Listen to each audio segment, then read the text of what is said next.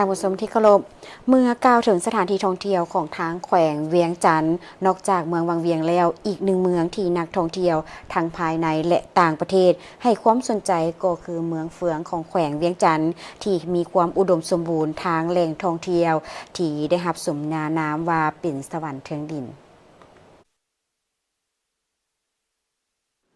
สมญานามสวรรค์เทิงดินที่ได้รับจากนักท่องเที่ยวทั้งภายในและต่างประเทศอีกสถานที่หนึ่งก็คือเมืองเฟืองแขวงเวียงจันทน์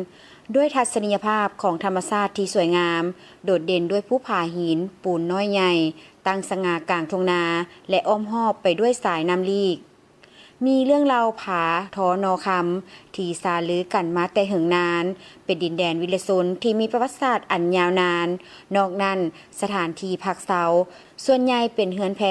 ติดกับแคมน้ำเห็นให้ผู้มาเที่ยวยามได้อ่อนซ้อนกับธรรมชาติอันบริสุทธิ์เพลิดเพลินกับกิจกรรมล่องเรือตักบาตรอยู่แคมน้ำและสัมผัสกับอากาศเย็นๆจากหมอกบางๆที่ปกคลุมหน้าน้ำและอ้อมรอบภูผาในฤดูหนาวมีหัวข้อว่าค้นหาตำนานสืบสารมูลเสื้อ30,000ตูบเฟืองลือเลืองผาท่อ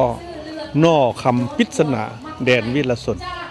บาดนี้ลือเลืองผาท่อนอคำปริศนาคือดังข้าเจ้าเล่าหั่นแหละผาตึงผาเลืองผาท่อ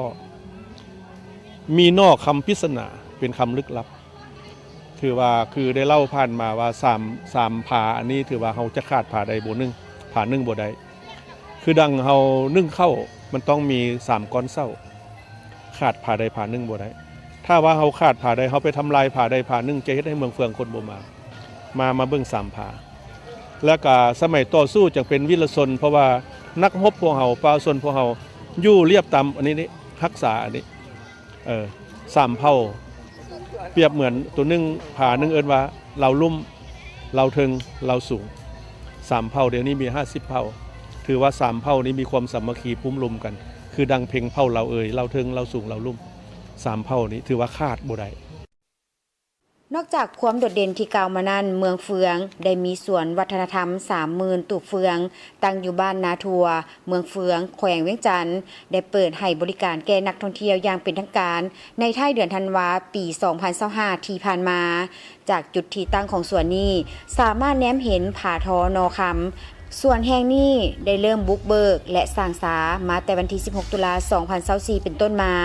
ปัจจุบันนี้มีผู้ประกอบการ 19 หัวหน่วยมีเฮือนชนเผ่าต่างๆทั้งหมด 27 หลังคาในนั้นมีเฮือนชนเผ่าลาวเดิม 16 หลังเฮือนเผ่ากุมมุ 5 หลังเฮือนเผ่าม่วง 3 หลังเฮือนเผ่าอาคา 1 หลังเฮือนเผ่าอิวเมียน 1 หลังและเผ่าลือ 1 หลังมีห้องนอนทั้งหมด 34 ห้องซึ่งสามารถรับแขกได้20ห้อง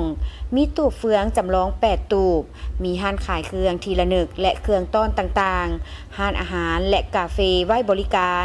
ซึ่งได้กลายเป็นสถานที่แหล่งท่องเที่ยวแบบถาวรส่วนวัฒนธรรม30,000ตูบเฟืองจะเป็นทั้งตลาดกลางคืนเปิดให้บริการนักท่องเที่ยวทุกๆวันเป็นบ่อนจัดงานเทศกาล30,000ตูบเฟืองประจำปีของเมืองทุกๆปีพัฒนา30,000ตูบเฟืองเพราะมันเป็นดึกดำบรรพ์ของเมืองเฟืองของเฮาเนาะก็เลยว่ามาพากันมาสร้างมาสาให้มีมูลเสือต่อไปนะแล้วภาครัฐเพิ่นก็ผลักดันให้สร้างให้สาบ่ให้ปะฮิตของเก่าของเมืองเฟืองนะว่ามันมีดึกดำบรรพ์มันมีแต่ปู่แต่ย่าแต่พ่อแต่แม่มันมีเนาะ30,000ตูบเฟืองบ่ให้ภาครัฐเพิ่นเสียใจว่าได้ให้พวกน้องมาสร้างมาสาแล้วต้องเฮ็ดให้ได้แล้วทางเฮานี่ก็ดีใจที่ว่าเพิ่นซอยเฮานี่ก็เช็ดความสุดความสามารถของเฮาเพื่อเป็นการซุกยู่และส่งเสริมเวียกงานการท่องเที่ยวให้คึกคืนและแบบมีเอกลักษณ์หนึ่งเดียวเป็นการอนุรักษ์รักษาและส่งเสริมวัฒนธรรมที่เป็นแบบแผนดำรงชีวิตที่เป็นเอกลักษณ์ติดพันกับประวัติศาสตร์ความเป็นมาของ30,000ตูบเฟืองเมืองเฟืองยังได้จัดเทศกาล30,000ตูบเฟืองบุญมโหฬารบั้งไฟใหญ่ประจำปีการบริการล่องเรือสมธรรมชาติตามน้ำลีกการใส่บาตรของนักท่องเที่ยวอยู่ตามเรือแพแคมน้ำและบุญประเพณีของแต่ละชนเผ่าภายในเมืองเพื่อกระตุ้นการท่องเที่ยวดึงดูดนักท่องเที่ยวเคียงคู่กับการสร้างรายรับให้ชุมชนก็คือผู้ประกอบการ